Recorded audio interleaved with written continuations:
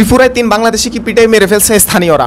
সাম্প্রতিক সময়ে বাংলাদেশের বিরুদ্ধে আসাম, ত্রিপুরা সহ বিভিন্ন যে রাজ্যগুলো আছে সেগুলোতে বাংলাদেশের বিপক্ষে ন্যাটিভ ছড়ানো হচ্ছে, বিভিন্ন গুজব ছড়ানো হচ্ছে, বাংলাদেশের বিরুদ্ধে অপপ্রচার চালানো হচ্ছে, যার কারণে স্থানীয়রা ক্ষুব্ধ হয়ে বাংলাদেশের 3 জন ব্যক্তিকে সেখানে পিটাই মেরে ফেলা হয়েছে। আমরা কখনো দেখি যে সীমান্তে আমাদের ভাইদেরকে গুলি করে মারা হয়, সীমান্তে আমাদের ভাইদেরকে ধরে নিয়ে সেখানে গুলি করে মারা হয়, মানে বিভিন্ন ধরনের হত্যাযজ্ঞ তারা সেখানে চালায়। এখন নতুন করে ত্রিপুরাতে নাকি বাংলাদেশের 3 জন ব্যক্তি সেখানে গেছে, বাংলাদেশের 3 জন ব্যক্তি সেখানে গেছে নাকি গরু চুরি করার জন্য। তাদেরকে গরু চোরা কারবারি হিসেবে ভারতের পররাষ্ট্র দপ্তর ঘোষণা দিচ্ছে, জয়সওয়াল এটা দিচ্ছে, তাদেরকে নাকি গরু চুরির চেষ্টাকালে। তো আপনি কি হাতে নাতে ধরতে পারছেন? আর হাতে নাতে ধরতে পারলেও কীভাবে কি মেরে ফেলা যাবে? আইন কানুন বলতে কি কিছু নাই? আর বাংলাদেশের লোকজনের গরু চুরি করার জন্য কি ত্রিপুরার এত ভিতরে যাওয়া লাগে? যাইতে হবে? অন্যান্য সীমান্ত নাই, অন্যান্য জায়গা নাই? মানে এগুলো হচ্ছে আপনার হত্যার পক্ষে যে বৈধতা আছে, বাংলাদেশের মানুষ হইলে তাকে মেরে ফেলা যায় সেটার এবং বৈধতা দেওয়া যায়। জ্যোতিষ দপ্তর থেকে প্রতিবাদ জানানো হয়েছে, তবে এই প্রতিবাদটা আমার কাছে যথেষ্ট মনে হয় নাই। আমাদের দেশের 3 জন ব্যক্তিকে কীভাবে পিটাই মেরে ফেলা হবে সেটার একটা প্রতিবাদ জানাই আপনি বসে থাকবেন, এটা তো হতে পারে না। আপনার কাছে কি প্রমাণ আছে যে তারা সেখানে গরু চুরি করতে গেছিল? এই যে উগ্রবাদীরা শুধু ত্রিপুরাই না, আরও অন্যান্য জায়গায় যেমন কলকাতা, পশ্চিমবঙ্গ সহ আরও অন্যান্য জায়গায় এরকম বাংলাদেশের উপর চড়াও হচ্ছে।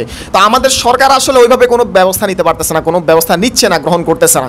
আমাদের উচিত এইরকম আরও 4-5টাকে আমাদের দেশে ইন্ডিয়ানরা আছে না, এদেরকে যদি আমরা পিটাই মারতাম তাইলে একটা উচিত শিক্ষা হইতো। কিন্তু আমরা তো ওই ধরনের উগ্রবাদী কাজ করি না, আমরা ওইভাবে জবাব দিই না তাদের মধ্যে, যার কারণে তারা দিনের পর দিন এই বিষয়গুলো নিয়ে আমাদের উপর চড়াও হয় এবং আমাদের সাথে ওই ব্যবহারটা করে। আমরা যদি ঠিকভাবে প্রসেস করতে পারতাম, তাদেরকে পাল্টা জবাব দিতে পারতাম, পাল্টা জবাব যেরকম চীন দেয়, পাকিস্তান দেয়, সেরকম একটা জবাব যদি আমাদের কাছ থেকে তারা পাইতো তাহলে ঠিক হইতো। এখন চিন্তা করতে পারেন, ওরা ইন্ডিয়ানরা আমাদের 3 জনকে মেরে ফেলছে, আমরা যদি এরকম 3 জনকে মারি, আবার যদি তাদেরকে বলি যে গরু চোরা কারবারি বা বিভিন্ন চোরা কারবারি বিভিন্ন অপবাদ দিয়ে যদি তাদেরকে বুঝ দিই, তারা কি সেটা মেনে নিবে না? তো তারা না মানলে আমরা কেন মানবো?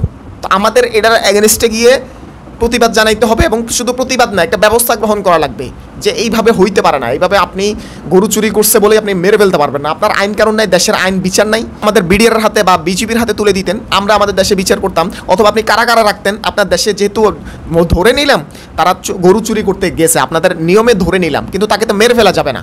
তাকে আপনি আপনার আদালতে নিয়ে যান, আপনার জেলে নিয়ে যান, সেখান থেকে বাংলাদেশের কাছে হ্যান্ড ওভার করেন, বিচার করেন, মানে যে কোনো একটা আইনি প্রসেস তো আছে। এভাবে মেরে ফেলবেন, এটা তো হবে না, এটা তো মেরে নেওয়া যাবে না, এবং এটার সমুচিত জবাব আমরা দেওয়া উচিত, সমুচিত নাইলে আপনারা কোনোদিন ঠিক হবেন না। পাকিস্তান চীন সীমান্তে যেরকম আপনারা সমুচিত জবাব পায় ওইখানে বিলের মতো থাকেন, বাংলাদেশ সীমান্ত থেকে ওইরকম একটা সমুচিত জবাব পাওয়ার পরে আপনারাও একদম বিলের মতো সোজাই থাকবেন।